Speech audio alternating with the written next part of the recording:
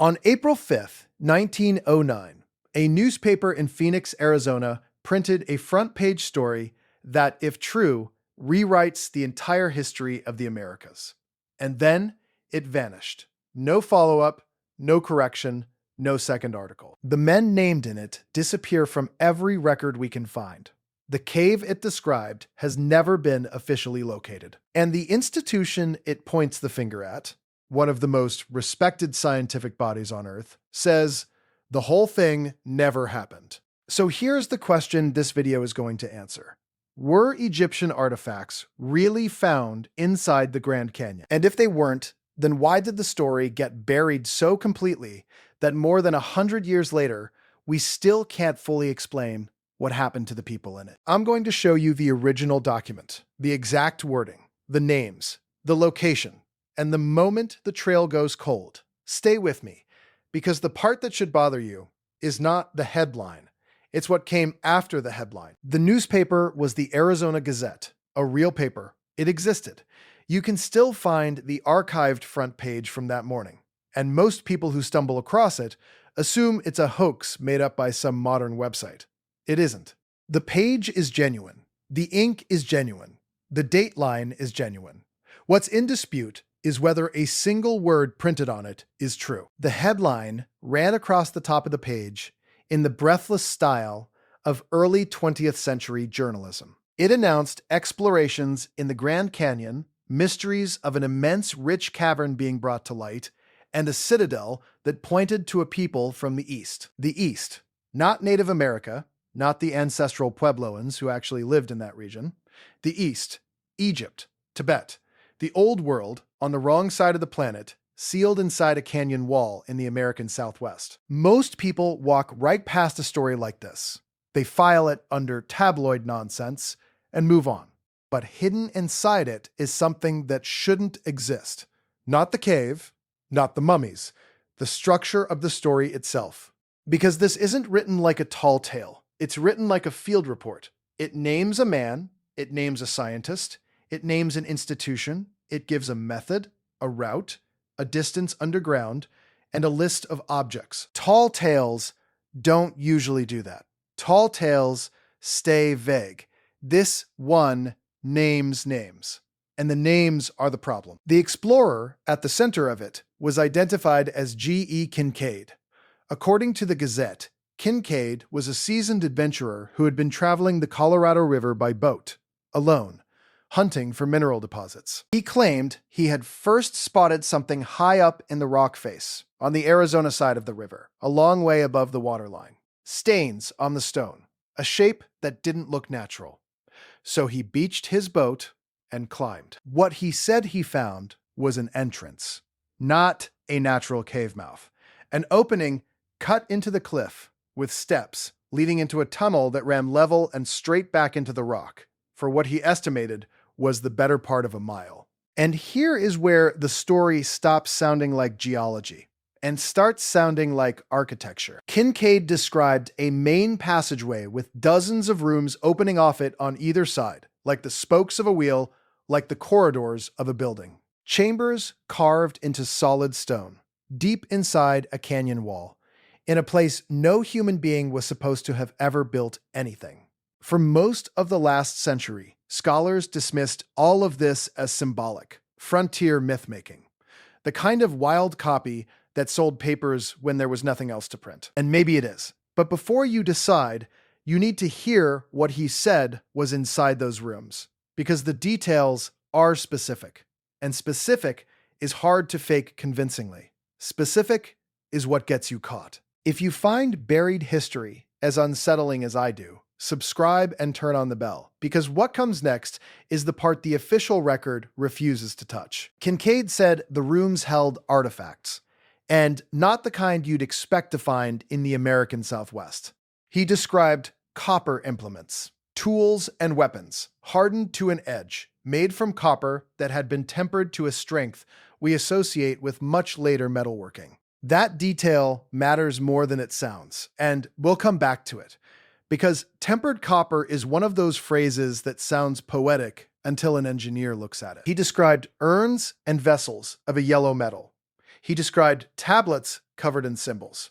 Hieroglyphics, he called them, etched into stone, in a writing system he didn't recognize and couldn't read. He described statues, idols, and one figure in particular that he said sat cross-legged, holding a flower in each hand, in a posture that anyone who has ever seen an image of the Buddha would recognize instantly. A seated Eastern deity, carved into a chamber a mile inside a cliff on the Colorado River. And then he described the part that turns a strange story into a disturbing one. In a deeper section of the tunnel system, behind the chambers, he said the explorers found a crypt. And in the crypt, mummies, bodies, prepared and preserved, laid out in tiers, wrapped in a way that mirrored the burial practices of ancient Egypt. He said some of them were enormous. He said the air down there was bad, that there was a faint, foul draft coming from somewhere deeper still, a passage they did not follow because something about it made the whole party uneasy. Now here's where the cover-up enters the story, because according to the Gazette, Kincaid wasn't working alone, and he wasn't the one in charge. The expedition, the paper said, was being conducted under the authority of the Smithsonian Institution in Washington, and it named the man leading the scientific side of it, a Professor S.A. Jordan. That single detail is the hinge the entire mystery turns on. Because if a lone prospector tells a story about a cave full of Egyptian relics, you can shrug it off. One man, one tale, no proof. But the moment you attach the Smithsonian to it, the moment you put a credentialed professor at the dig site, the story stops being folklore and starts being an accusation. It says the most powerful scientific institution in the country knew. It says they had the artifacts, it says they had the location, and it implies, by everything that happened next, that they made all of it disappear. So let's test it. Let's do what the people who believe this story say no one is allowed to do. Let's go looking for Professor S.A. Jordan and for G.E. Kincaid in the official record. Because if these were real men employed on a real Smithsonian expedition in 1909, there should be a paper trail, employment records, field notes, letters, photographs. The Smithsonian was, even then, an institution obsessed with documentation. And this is the first clue, the first thing that genuinely doesn't sit right, no matter which side you land on. When researchers went looking, they found almost nothing. The Smithsonian, when asked directly, has stated for decades that it has no record of a GE. Kincaid, no record of a Professor S.A. Jordan, and no record of any expedition into the Grand Canyon matching the one described. No archaeologist by that name ever worked for them. No artifacts of that description were ever cataloged. As far as the institution is concerned, the men in the article are ghosts. For believers, that's the smoking gun. An institution claiming a man never existed is exactly what a cover-up would look like. For skeptics, it's the opposite. It's proof the names were invented, which means the whole story was fiction from the first word. The maddening thing is that both readings fit the same fact. The absence of a record can mean it was hidden, or it can mean there was never anything to record. The blank space is silent either way. But that explanation, the simple hoax explanation, has a problem. And it's the second clue, because if you pull up a map of the Grand Canyon, the real map, the official one used by the National Park Service, you find something that should not be there. The region of the canyon, roughly where Kincaid's story was set, is dotted with formations, towering buttes and rock pinnacles, each one named by surveyors over the past century and a half. And the names are not what you'd expect for a canyon in Arizona. There is a formation called Isis Temple. There is one called the Tower of Set. There is the Tower of Ra. There is Cheops Pyramid.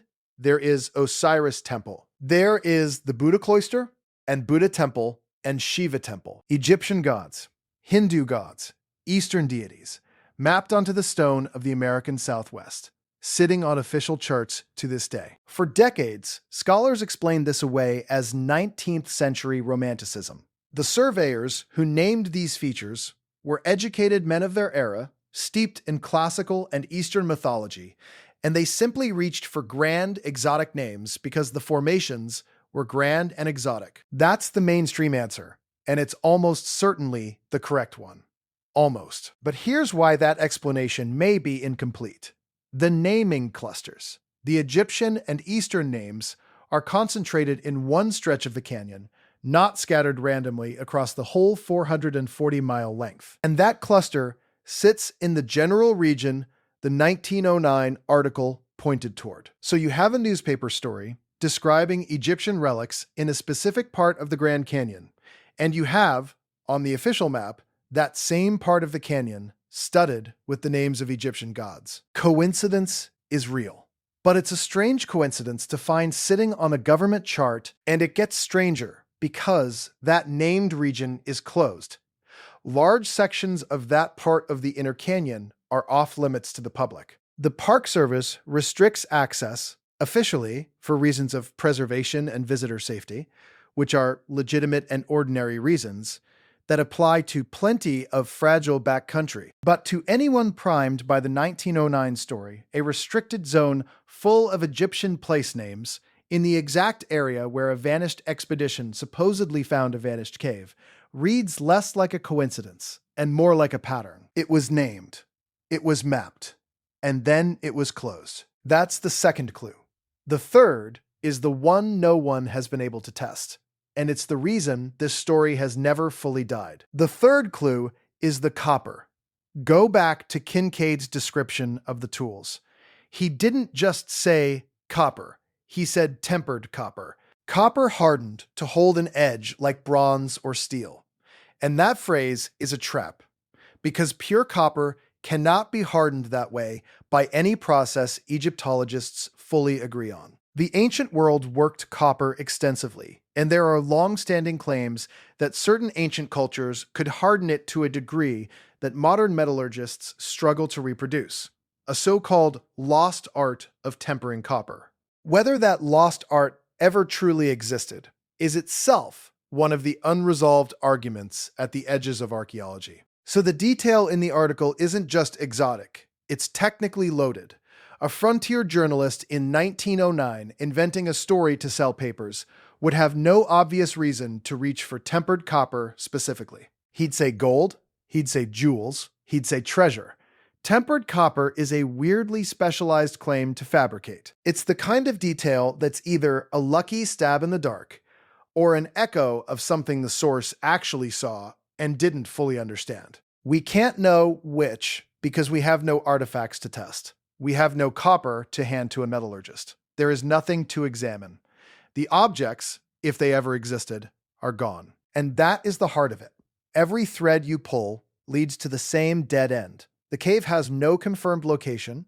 The explorer has no confirmed identity. The professor has no confirmed record.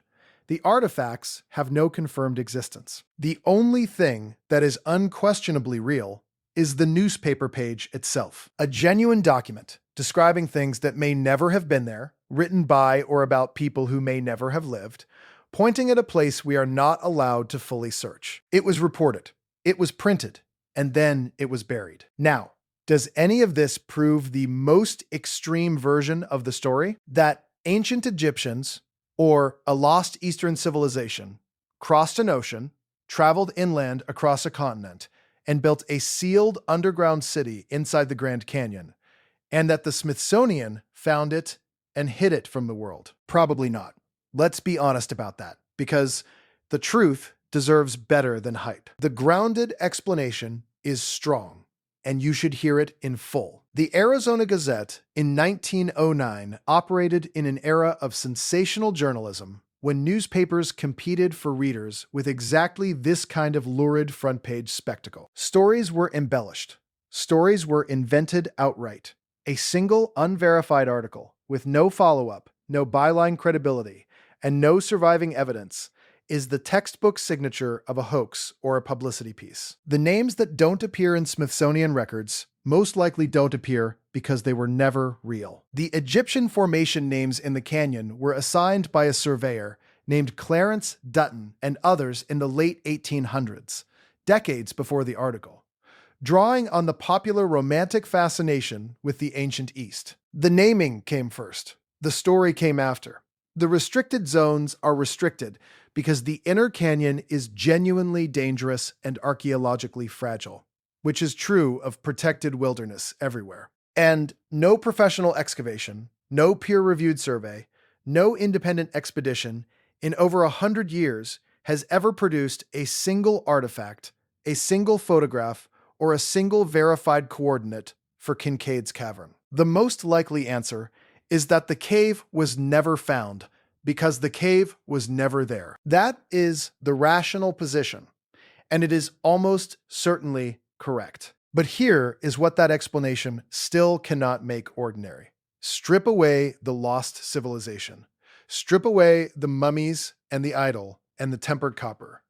You are still left with a real printed, archived front page from a real newspaper naming a real institution in connection with an expedition that institution says never occurred, in a region of a real national park that really is dotted with the names of Egyptian gods, and really is partly closed to the public. You don't need ancient Egyptians in Arizona to find that unsettling.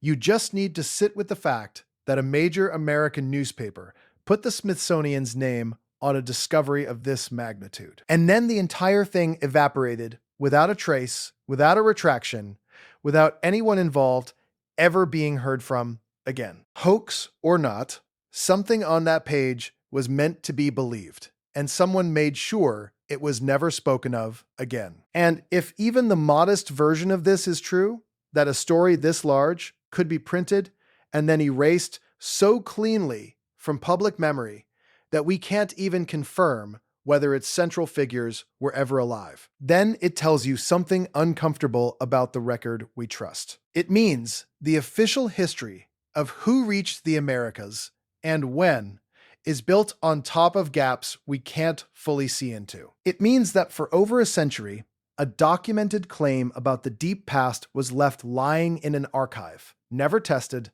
never properly investigated, dismissed before it was examined. And if a story this strange about a place this famous can sit unresolved for 100 years, what else is sitting in some archive right now, printed once, buried once, and waiting? Because here's the question that won't let go. If the article was pure invention, why did no one connected to it ever come forward to cash in on the lie? Hoaxers usually want the credit. They write follow-ups. They sell the sequel, the man who wrote this, and the men named in it did the opposite. They went silent and stayed silent forever. People lie for attention. They rarely lie and then refuse every scrap of attention the lie could earn them. That silence is the one detail neither the believers nor the skeptics have ever fully explained. So here's where we actually stand. The newspaper is real. The names are missing from the record. The canyon really does carry the names of Egyptian gods. Part of it really is closed. And the cave, the artifacts, the mummies, and the truth are still out there somewhere in that contradiction. Never found, never disproven, never explained. The Arizona Gazette page is still sitting in the archives, exactly where it has sat for over 100 years. Anyone can read it. Almost no one does. And the stretch of the Grand Canyon it points to is still there too. Still named for the gods of a civilization that was never supposed to have set foot in the Americas. Still partly sealed. Still waiting for someone with the access and the will to finally walk into that rock and settle it. It was printed, it was buried. And whatever the truth is, it is still down there in the dark. If this is the kind of buried history that keeps you up at night, watch the next investigation playing on screen right now, because the discovery in that one connects to this in a way you will not see coming. Subscribe before you go, so the next time something this old gives up a secret, you're the first to know.